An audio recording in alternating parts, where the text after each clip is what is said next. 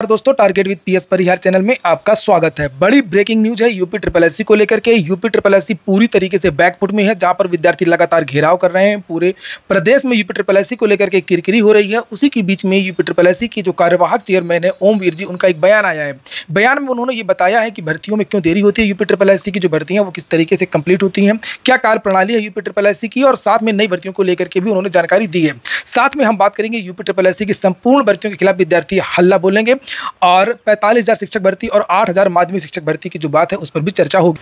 तो वीडियो को जल्दी से लाइक कर दें, शेयर कर दें, और जिन छात्रों ने चैनल को अभी भी सब्सक्राइब ना किया हो तो जल्दी से सब्सक्राइब कर लें, ताकि आप लोगों को इसी प्रकार की ऑथेंटिक अपडेट से सबसे पहले मिलती रहे। आपने देखा होगा कि कल विद्यार्थियों ने एक जबरदस्त धरना प्रदर्शन किया था जेईई 2018 की, और उसी क्रम में आज तक जो न्यूज चैनल है उसने इस न्यूज़ को बहुत अच्छी तरीके से कवर किया। और आज भी आज तक के जो डिजिटल प्लेटफॉर्म है आज तक का, उसमें जो ओमवीर जी हैं उनका एक बयान है। देखिए पहले इसको, फिर हम लोग बात करेंगे। ओम नारायण सिंह मौजूद हैं। ओम नारायण जी, बहुत स्वागत है आपका आज तक पर। सर, जेईई भर्ती को लेकर बच्चे प्रदर्शन कर रहे हैं लगातार। आज मुख्यमंत्री आवाज भी घेरने की कोशिश की है। उनका दावा है कि 18 में विज्ञापन आया है, अभी तक 6 साल हो गए लगभग, भर्ती पूरी नहीं हुई है। जी, इसमें विज्ञापन तो 2018 में आया था, लेकिन ईडब्ल्यूएस का जो एक आदेश जारी हुआ वो 2019 में जारी हुआ, लेकिन डिटेल जियो आया 2020 में। इसके नाते हम लोगों ने रिजर्वेशन का जो फार्ट बना रहे थे हम, उसमें इसमें कठिनाई आ रही थी।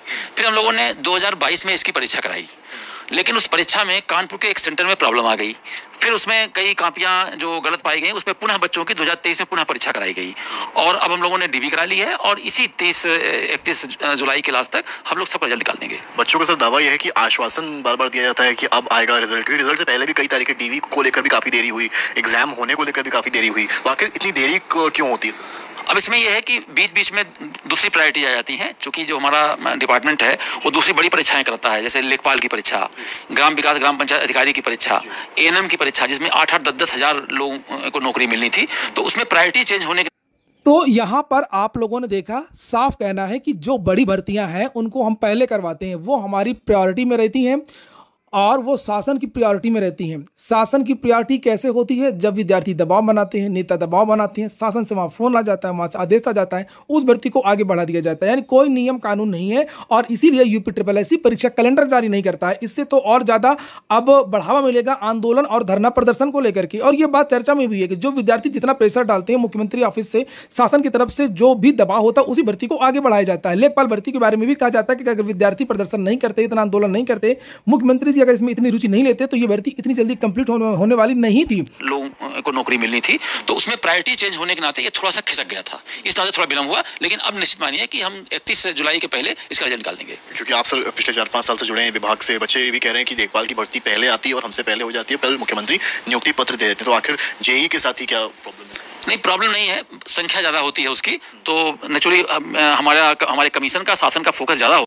तो देखा एक बार फिर से इन्होंने इस बात को 2-3 बार इस इंटरव्यू में उन्होंने कहा कि जिसमें नेचुरली सी बात है, शासन के बारे में खुला खुला इन्होंने साफ साफ बोल दिया कि शासन की रुचि उसमें ज्यादा होती है। और यही कारण है कि जो कंबाइंड टेक्निकल की एक छोटी सी वैकेंसी है, पड़ी हुई है, पता नहीं कब पूरी होगी। और बीडीओ की एक भर्ती है 2018 की, वो भी है, उसमें लगभग 1800-2000 पद हैं, वो भी भर्ती पड़ी हुई है। तो ये समझ लीजिए कि जो बड़ी भर्तियां हैं वो जल्दी होंगी, और जो छोटी भर्तियां हैं वो चाहे जो जैसे भी हो पड़ी रहेंगी। ये क्लियर कट उन्होंने ऑफिशियल बयान है, समझिए इनका। संख्या ज्यादा होती है उसकी, तो नेचुरली हमारे कमीशन का, शासन का फोकस ज्यादा होता है, इसलिए जो बड़ी परीक्षाएं होती हैं सर्टेनली उसको जल्दी कराने का प्रयास करते हैं। मेरा आखिरी सवाल भी है, ये कई लिस्ट है, इसमें तमाम एग्जाम है, इसमें 1-2 के रिजल्ट्स आए हैं, काफी एग्जाम्स इसमें हैं, 20-25-20 जिनके रिजल्ट्स अभी नहीं आए हैं। तो सर ये कुछ लंबित दिखा रहा है, इसमें कुछ के परिणाम नहीं आए, कुछ का डीवी अटका हुआ है, जबकि भर्तियां आप देखेंगे 22 की हैं, कुछ 18 की हैं, तो मतलब ऑन एन एवरेज 5 से 6 साल लग रहे हैं। तो इसलिए देरी क्यों होती है सर इतनी? अब इसमें हम लोग इसको सिस्टमेटिक करने का प्रयास कर रहे हैं, और हमारे पास आज की डेट में 22-23 हजार बच्चों के फॉर्म डिफरेंट सर्विसेज के आ चुके हैं, जो हम एडवर्टीजमेंट भी करने वाले हैं। और मैं समझता हूं कि उनकी परीक्षाएं भी हम लोग जनवरी या फरवरी तक करा लेंगे। और जितने भी हमारे पास अध्याचन आए हैं, हम जल्दी से जल्दी प्रयास करेंगे कि सबकी परीक्षा करा कर रिजल्ट निकाल दें। अरे बाबूजी, आप वैकेंसी ना निकालिए, पहले परीक्षा करवाइए, पहले परीक्षा करवाइए। 22 भर्तियों की इन्होंने प्रारंभिक परीक्षा नहीं करवाई है, 22 भर्तियों की, और अभी तक लगभग इनकी 34 भर्तियां लंबित हैं, जिनकी परीक्षा हो गई हैं, जिनके परिणाम जारी नहीं हुए, किसी के डीवी के, किसी के फाइनल और किसी भर्ती का तो साक्षात्कार नहीं हुआ है अभी तक। और ये विज्ञापन निकालने की बात कर रहे हैं। विद्यार्थियों को ज़्यादा रुचि विज्ञापन में नहीं है, विद्यार्थी विज्ञापन में आवेदन कर चुके हैं। आप परीक्षा करवाइए, ये बताइए कि परीक्षा आप कब से करवाएंगे। जितने भी हमारे पास अध्याचन आए हैं, हम जल्दी से जल्दी प्रयास करेंगे कि सबकी परीक्षा कराकर रिजल्ट निकाल दें। बाकी सौ अभ्यर्थी बाहर से आते हैं, यूपी से लखनऊ में प्रदर्शन करने को मजबूर हैं, साइकोलॉजिकली भी सेज पर काफ़ी प्रेशर पड़ता है। आप अध्यक्ष हैं सर यहाँ पे, आप क्या मैसेज उन अभ्यर्थियों को देना चाहेंगे? मैं सभी अभ्यर्थियों को जिन्होंने यूपी SSSC की परीक्षा दी है, मैं उनको आश्वस्त करना चाहता हूं कि आप शासन और कमीशन पर विश्वास रखें, आपके साथ न्याय होगा। तो ये देख रहे थे आप लोग समर्थ श्रीवास्तव, जो रिपोर्टर थे आज तक के, जो अच्छी तरीके से कवर कर रहे हैं इस पूरे मामले को। और उनके इंटरव्यू में आज कई सारी चीज़ें बहुत स्पष्ट निकल करके आई हैं कि किन भर्तियों को किस लिए रोका जाता है। यानी कि यूपी, मैं भी अक्सर कहता रहता हूँ, यूपी SSSC अगर प्रयागराज में होता तो इतनी ज़्यादा चीज़ें नहीं होती है। लखनऊ में चला गया, वहाँ पे सारी गड़बड़ियाँ हो गई। और एक बात मैं फिर से रिपीट कर रहा हूँ, आप लोग सुन लीजिए, कुछ नहीं होगा अगर इस तरीके से होगा। भले जय के जो विद्यार्थी हैं आंदोलन कर लेंगे, निश्चित तौर पर आंदोलन का उनको फायदा होगा, बिल्कुल होगा। यही चीज़ उन्होंने हालांकि पहले भी की थी, जब परीक्षा हुई थी, परीक्षा नहीं हो रही थी इन लोगों की, इनका परिणाम आ जाएगा खत्म। उसके बाद में क्या होगा, यूपी SSSC की बाकी भर्तियों का के विद्यार्थियों का कुछ नहीं होगा, फिर से यूपी SSSC वैसे काम करेगा। लेखपाल वालों ने धरना प्रदर्शन आंदोलन लिखवाए सांसदों विधायकों से, तो उनका हो गया। ऐसे कब तक चलेगा? इसलिए सारे विद्यार्थियों को, यूपी SSSC के जो जितने भी विद्यार्थी हैं, किसी भी भर्ती के जो विद्यार्थी हैं, वो सारे विद्यार्थी एकजुट हो जाए, चाहे वो VPO के विद्यार्थी हो, चाहे वो जूनियर असिस्टेंट के विद्यार्थी हो, चाहे वो वीडियो के विद्यार्थी हो, सारे विद्यार्थी एकजुट होकर के यूपी SSSC की के लिए जो आंदोलन चलाया जा रहा है संपूर्ण सुधार के लिए, उस पर भाग, इसके लिए विद्यार्थी अभियान भी चला रहे हैं। और प्रयागराज में एक बड़ा प्रदर्शन भी होने वाला है। और ये प्रदर्शन पत्थर की जगह प्रयागराज में परीक्षा तारीखों को लेकर के ये धरना प्रदर्शन है। अभी ये जो जेई वाला हो रहा था ना, ये तो फाइनल परिणाम को लेकर के है, लेकिन सबसे जो बड़ा मामला है वो एग्जाम डेट को लेकर के। कोई एजेंसी नहीं है तो क्या परीक्षा नहीं होगी?